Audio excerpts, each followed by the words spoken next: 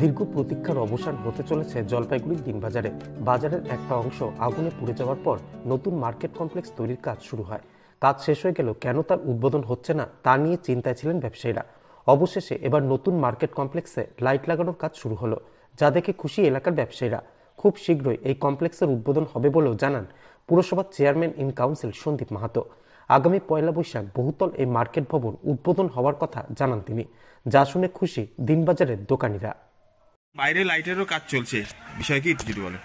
বিষয়টা হলো অনেকদিন তো বন্ধ ছিল, বন্ধ থাকার পর মিউনিসিপ্যালিটি থেকে আমরা চিঠি করছি, চিঠি করার পর এখন কিছু লাইট লাগানোর বাকি ছিল। ওই লাইটের কাজটা আজকে দেখলাম খুঁটি কাটতেছে, শুরু হচ্ছে। এটা কোথাকার লাইট?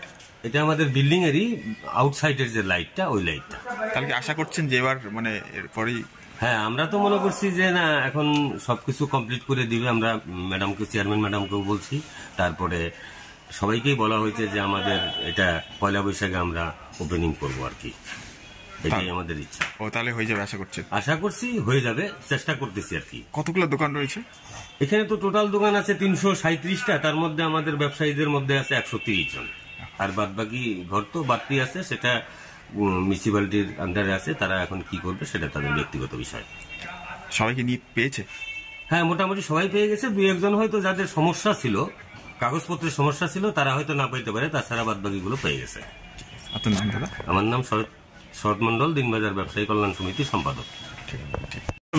এটা বন্ধ ছিল ওই মার্কেটটা, এখন কাজ শুরু হয়েছে। মূলত কিসের কাজ চলছে একটু যদি বলেন? এটা লাইটিং এর কাজ হচ্ছে, চারপাশে এই বিল্ডিং এর চারপাশে লাইট জ্বলবে, সেই লাইটিং এর কাজ।